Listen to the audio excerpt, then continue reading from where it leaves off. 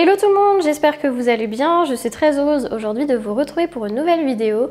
Aujourd'hui, je vais vous donner mon avis sur quelques règles qui pourraient être améliorées et qui pourraient rendre notre sport plus attractif et quelques règles que je trouve illogiques. Donc, je vais vous donner mon avis sur ces points. N'hésitez pas, vous de votre côté, à me donner votre avis en commentaire. Avant de commencer cette vidéo, n'oubliez pas de vous abonner à ma chaîne. D'après mes statistiques YouTube, vous êtes plus de 80% à regarder mes vidéos sans vous être abonné.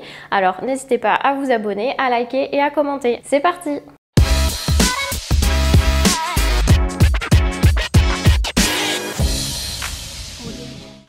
Première règle qui je pense pourrait être améliorée, c'est les médailles par mouvement au championnat de France.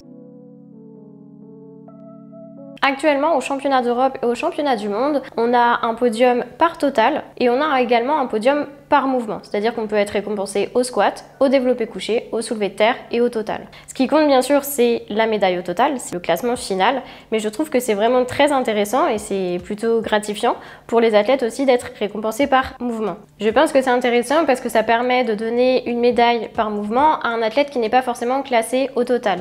Par exemple, dans ma catégorie, j'ai une athlète qui est record woman au squat et qui a été classée 4e au total. Mais malgré ce classement, en fait, elle a quand même eu une médaille au squat et je trouve que c'est plutôt gratifiant du coup pour elle de monter sur le podium. Pourquoi je vous parle de ça? C'est qu'actuellement, lorsque vous allez au championnat de France, vous avez uniquement un classement par total. Et je trouve que c'est dommage pour les athlètes par exemple qui sont très forts sur un mouvement mais qui n'ont pas le classement final, de ne pas monter sur le podium et ne pas avoir une médaille par mouvement. Alors, peut-être que c'est un problème de budget, mais dans ce cas-là, faites uniquement un podium sans médaille, sans rien, avec juste par exemple un diplôme. Donc voilà, je trouve que c'est quelque chose qui pourrait être amélioré et avoir un classement par mouvement au championnat de France. Et je pense que ça intéresserait tout le monde et tout le monde serait content. Actuellement, lorsque nous réalisons notre développé couché en compétition, nous avons la possibilité d'avoir un spotter pour nous donner la barre. Lorsque nous réalisons notre squat en compétition, nous sommes tout seuls pour déraquer la barre, nous n'avons pas quelqu'un pour nous aider. Je pense que ce serait intéressant de supprimer cette règle pour déraquer la barre tout seul au développé couché, car pour moi le déraque fait partie intégrante du mouvement. Cela pourrait éviter également une part d'incertitude où par exemple le donneur de barre donne mal la barre et ça pourrait également peut-être éviter les pontages excessifs. J'aimerais que l'on puisse augmenter de 0,5 en 0,5 kg entre chaque essai. Actuellement, lorsque nous sommes en compétition, nous pouvons entre chaque essai augmenter au minimum de 2,5 kg. C'est-à-dire que si je réalise un squat à 110 kg, je pourrais au minimum mettre 112,5 kg sur mon deuxième essai. Je peux également mettre plus que 112,5 kg, mais je ne pourrais pas mettre par exemple 111 ou 111,5 ou 112, c'est interdit. Je peux uniquement augmenter ma barre de 0,5 kg ou plus si c'est un record, mais je ne peux pas le faire entre chaque essai si ce n'est pas un record. Je pense qu'il serait bien de modifier cette règle pour que l'on puisse entre chaque essai augmenter au minimum notre barre de 0,5 kg. Je pense que les matchs seraient plus attractifs à regarder pour le grand public et la plupart des personnes qui regardent le powerlifting ne comprennent pas qu'on ne puisse pas mettre par exemple 113 kg ou 114 kg sur une barre. Ce serait un peu plus palpitant d'avoir des matchs de 0,5 kg en 0,5 kg, même si ce serait plus difficile à gérer. Ensuite, pour les petites catégories, moins de 43 kg, je pense qu'un bond de 2,5 kg c'est vraiment énorme pour elles. Donc je trouve que c'est dommage pour ces petites catégories de ne pas avoir la possibilité d'augmenter de 0,5 kg et de faire des plus petits bonds. Je pense que ça pourrait être très intéressant. Actuellement, sur les championnats de France, les championnats d'Europe et les championnats du monde, nous avons une retransmission en direct sur YouTube. Je trouve que c'est dommage, avant que la compétition commence et entre les mouvements, que nous n'ayons pas une retransmission en direct de la salle d'échauffement. Je pense que ça serait vraiment intéressant de voir comment les athlètes s'échauffent. Et c'est mieux que d'avoir par exemple un décompte moins 15 minutes, moins 14,59 minutes, etc. Je pense qu'on pourrait être du coup en immersion directe avec les athlètes et ce serait beaucoup mieux. Actuellement, lorsque nous réalisons un développé couché en compétition, nous devons marquer un temps d'arrêt de la barre sur la poitrine. Et nous devons attendre que l'arbitre nous donne l'ordre pour remonter la barre et finaliser le mouvement. Dans le temps, il y avait une claque au squat et il y avait une claque au développé couché. La claque au squat a été retirée, mais pas la claque au développé couché. Alors j'ai du mal à comprendre pourquoi on a supprimé la claque au squat Mais pourquoi on ne l'a pas supprimé au développé couché? Je pense que supprimer la claque au développé couché déjà pourrait retirer une part d'incertitude. Par exemple, vous avez un arbitre qui vous donne 1 seconde de claque ou un arbitre qui vous donne 3 secondes de claque. Au moins, on serait tous sur le même pied d'égalité. Pour ceux qui se demandent comment on pouvait réaliser une claque au squat, en gros, lorsque nous avions cassé la parallèle, on devait attendre que l'arbitre fasse une claque avec ses mains, donc comme ça, et on remontait. Donc on devait marquer un temps d'arrêt en bas au squat.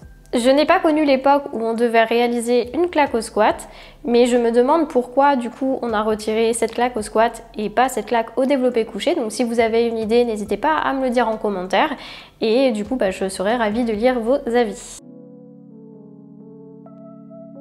Toujours en comparant le squat et le développé couché, je ne comprends pas pourquoi au squat on peut utiliser des genouillères pour protéger ce genou, mais qu'on ne puisse pas utiliser par exemple au développé couché des coudières. Alors que les coudières existent déjà chez quelques fabricants, c'est quelque chose qui est déjà vendu. Et pourquoi ne pas utiliser des coudières pour protéger tout simplement ses coudes? Et je comprends pas également pourquoi on peut mettre des genouillères au développé couché. En conclusion, je pense qu'il serait intéressant d'autoriser les coudières en équipement raw, c'est-à-dire que vous pouvez l'utiliser au squat, au développé couché et au soulevé de terre si vous voulez. Actuellement, lorsque nous arrivons en compétition, nous devons donc nous peser et ensuite nous devons contrôler notre matériel. Le contrôle du matériel se fait environ 2 heures avant le début de la compétition et le contrôleur va checker tous nos équipements, le t-shirt, la ceinture, les bandes de poignet, etc. Une fois que le contrôle est fait, on signe un papier et on peut s'échauffer et démarrer notre compétition. Ce que je trouve vraiment dommage et je pense qu'il faudrait que ça change, c'est qu'en fait au moment où vous faites votre contrôle matériel, vous pouvez vous échauffer avec un tout autre équipement et faire la compétition avec un tout autre équipement. Il n'y a pas de revérification derrière. Je pense qu'il serait bien de se faire contrôler le matériel 1 minute avant de monter sur le plateau. Actuellement, lorsqu'on est dans la chambre d'appel, on a déjà un arbitre qui nous fait patienter et qui nous donne l'ordre de monter sur le plateau lorsqu'on peut le faire. Donc cette personne-là, on est déjà environ 1 minute devant elle, donc pourquoi cette personne-là ne peut pas nous contrôler et nous dire c'est bon, tu peux y aller, ton matériel est correct pour monter sur le plateau. Donc ça, je pense que ce serait bien. Cela pourrait permettre d'éviter les tricheries et d'éviter également les confusions. Par exemple pour Suleiman, lors de ses championnats du monde au Canada, il s'était fait valider un t-shirt A7 avec un grip derrière lors du contrôle matériel et lorsqu'il est monté sur le plateau, le chef du plateau lui a dit non, ce n'est pas un bon t-shirt, tu ne peux pas matcher avec ce t-shirt là. Donc comment on peut se faire valider un t-shirt lors du contrôle du matériel et se le faire invalider ensuite par le chef du plateau? Donc je pense que cette règle-là devrait être modifiée pour éviter justement tout ça. Et au niveau des tricheries, ça pourrait éviter par exemple soit de mettre des bandes en dessous de ses genouillères ou soit par exemple de mettre du rembourrage dans sa brassière pour les femmes lors du développé couché pour limiter la course de la barre.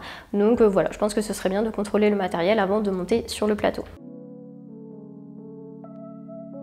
Actuellement, lors des championnats d'Europe et des championnats du monde, à la fin de la compétition, nous avons un banquet qui regroupe tous les athlètes, tous les arbitres, tous les coachs, etc. Je pense qu'il serait bien d'avoir cette même idée lors des championnats de France, d'avoir un banquet à la fin de la compétition pour regrouper tous les arbitres, tous les coachs, tous les athlètes. Je pense que tous les athlètes s'entraînent dur toute l'année et c'est vraiment dommage qu'à la fin de la compétition, tout le monde rentre chez soi et personne n'a le temps vraiment d'échanger ou de se voir, de passer un bon moment. Donc c'est une règle qui a été supprimée. Avant, les hommes pouvaient retirer le t-shirt au soulevé de terre et pour avoir une égalité hommes et femmes, l'IPF a retiré cette règle. C'est-à-dire que maintenant, les hommes et les femmes sont obligés d'avoir un t-shirt au soulevé de terre. Alors je trouve ça vraiment dommage pour la partie show et pour la partie spectaculaire. Les powerlifters en général ont vraiment un très bon physique et je pense que ce serait intéressant de pouvoir retirer le t-shirt au soulevé de terre pour les hommes et également pour les femmes, du moment qu'elles ont une brassière en dessous de leur combinaison. Je pense que ça pourrait également attirer du monde, de voir que les powerlifters ont un bon physique et ça donne envie de regarder tout simplement le soulevé de terre et de regarder jusqu'à la fin de la compétition. Voilà, cette vidéo est terminée. N'hésitez pas à me donner votre avis en commentaire si vous avez d'autres règles que vous avez imaginées ou que vous souhaiteriez voir modifiées dans le règlement. N'hésitez pas aussi à vous abonner à ma chaîne, à liker la vidéo, à commenter et à la partager. Et moi, je vous dis à très bientôt pour une nouvelle vidéo.